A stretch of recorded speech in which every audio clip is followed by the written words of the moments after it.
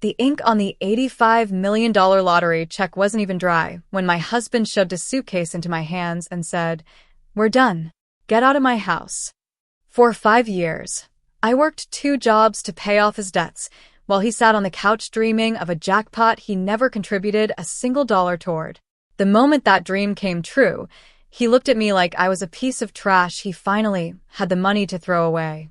He thought he had engineered the perfect betrayal, leaving me with absolutely nothing while he moved his secret girlfriend into our master bedroom the very next night. Everyone thought I was broken.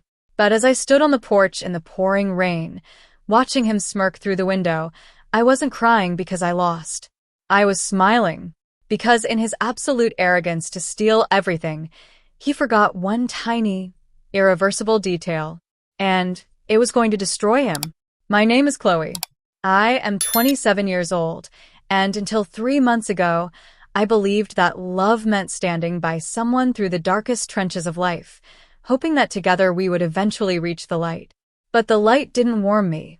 It blinded me, exposing a monster I had spent 5 years protecting.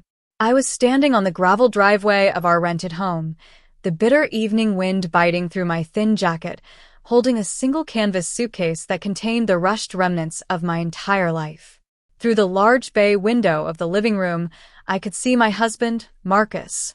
He wasn't looking at me with guilt, sadness, or even a shred of human decency. He was smiling, a broad, arrogant, intoxicating smirk that I hadn't seen on his face in years.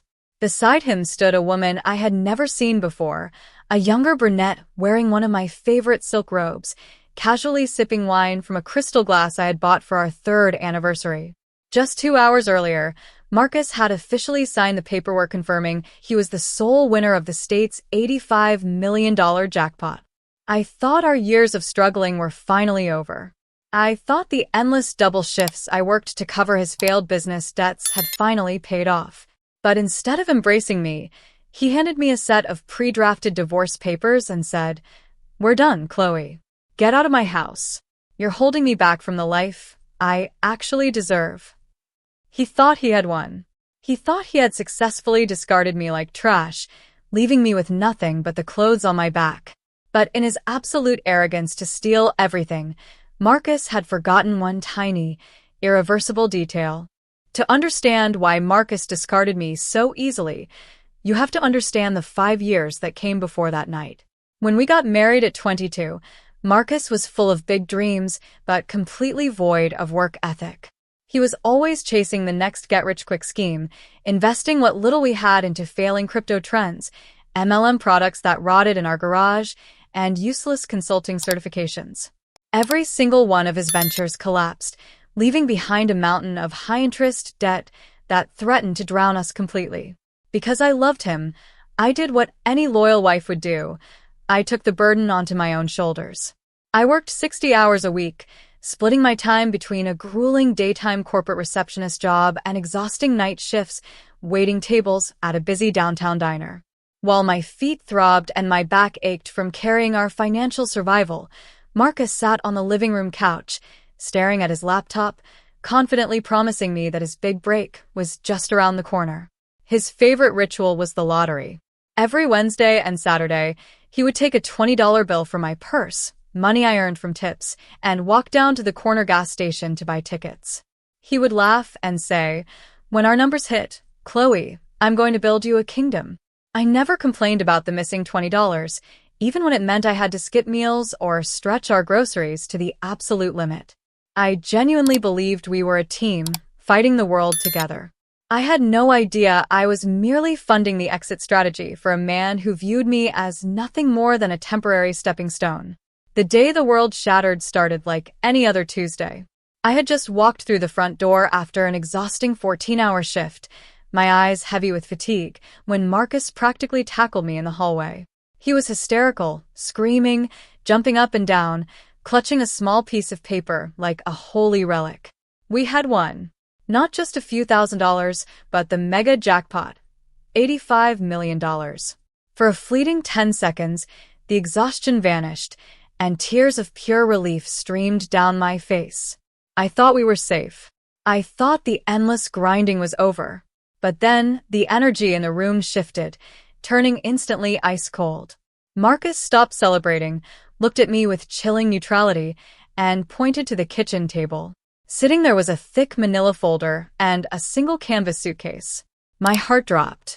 Before I could even speak, a woman emerged from our guest bedroom, Bianca, a co-worker of his I had been told not to worry about.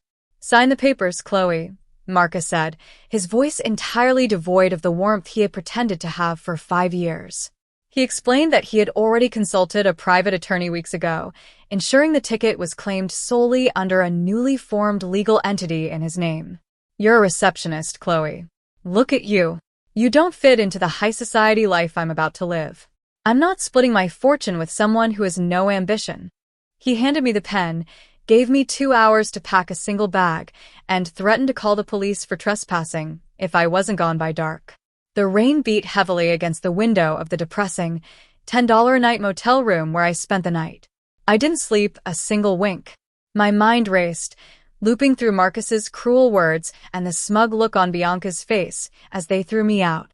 The betrayal burned, but as the initial shock began to fade, a cold, sharp clarity took its place.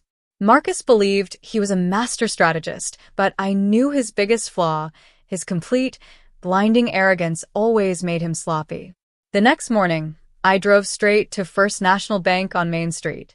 Marcus and I had kept a joint safe deposit box there for years. He thought it only contained our old marriage certificate and a few worthless family heirlooms, which is exactly why he hadn't bothered to demand the key back before kicking me out. With trembling hands, I presented my ID to the bank teller, walked down into the quiet vault, and turned the key in lock 402. Inside, tucked neatly beneath our tax documents, was the one thing Marcus had completely forgotten about in his frantic rush to claim the millions. It was a legal document we had signed 3 years ago when I took out a personal loan to bail his failed logistics business out of bankruptcy. To protect my credit, my father had forced us to sign a strict, ironclad post-nuptial agreement. Because Marcus never expected to have any money, he had signed it without reading the fine print. I pulled the document out, skimming the lines until my eyes hit the clause that changed everything. My heart hammered against my ribs. Marcus hadn't just left me a loophole, he had handed me his execution order. An hour later, I was sitting in the high-rise office of Rebecca Vance, one of the most ruthless family law attorneys in the city. The rain slid down the massive glass windows as she carefully analyzed the post-nuptial agreement I had retrieved from the safe deposit box. For 10 minutes, the only sound in the room was the sharp turning of pages. Then, slowly, a brilliant, knowing smile spread across her face. She took off her reading glasses, leaned over the desk, and looked at me with eyes that gleamed like a predator spotting its prey. "Chloe," she said, her voice dropping to a thrilled whisper, "your husband is an absolute idiot." She pointed directly to Clause 14, a section Marcus had completely dismissed as standard legal jargon years ago. Because my father had drafted the agreement specifically to protect me from Marcus's reckless financial failures, it stated that any future assets, windfalls, or financial acquisitions obtained by either party during the marriage would remain strictly individual unless the funds used to acquire those assets originated from joint resources. "Don't you see?" Rebecca explained, tapping her pen against the paper. "Marcus used a $20 bill taken directly from your purse, a purse funded entirely by your joint bank account and your hard-earned tips, to buy that winning ticket. Furthermore, this clause explicitly states that if either spouse attempts to conceal assets or hide a windfall during an active marriage, they automatically forfeit 100% of that asset to the aggrieved partner." Marcus's brilliant plan to claim the $85 million jackpot under a secret shell company wasn't just a betrayal, it was a massive legal violation that triggered the forfeiture clause completely. He hadn't kept me from his fortune. He had legally signed the entire check over to me. The day of the final divorce hearing arrived, and Marcus walked into the courtroom looking like a man who owned the entire city. He was wearing a ridiculously expensive designer suit, sporting a gold watch that probably cost more than my entire 5-year salary, and he had Bianca wrapped tightly around his arm. When he looked across the aisle at me, sitting quietly next to Rebecca Vance in a simple black dress, his smirk was venomous. He leaned over the wooden divider and whispered, "Hope you enjoy that motel room, Chloe. Because today, I officially write you out of my life forever." I didn't say a single word. I just smiled, watching the judge take the bench. The proceedings began routinely, with the judge asking if both parties were prepared to finalize the separation based on the assets presented. Marcus's high-priced attorney stood up, straightening his tie, and confidently announced that his client was prepared to grant me a meager $10,000 settlement as a gesture of goodwill, keeping the jackpot entirely separate. That's when Rebecca stood up. With absolute calm, she walked across the courtroom floor and placed a certified copy of our post-nuptial agreement, along with the gas station's timestamped security footage and our joint account statement, directly onto the opposing counsel's desk. The silence that followed was suffocating. I watched Marcus's lawyer scan the document. Within 30 seconds, the color completely drained from his face. His hands began to visibly shake, and he turned to Marcus, his voice a frantic, horrified whisper. "Marcus, did you sign this 3 years ago?" Marcus scoffed, completely oblivious, until the judge read the filing aloud, confirming the absolute forfeiture of the entire $85 million jackpot. Marcus scrambled to his feet, screaming that it was a mistake, but the judge's gavel slammed down with absolute finality. The $85 million jackpot was legally mine. Today, Marcus faces massive fraud charges and is drowning in the very debts I used to pay off, while Bianca left him the second the money vanished. As for me, I'm finally living for myself, using my fortune to build a beautiful life and support other women recovering from financial betrayal. Now, I'm curious about you who listened to my story. What would you have done if you found that post-nup in my place?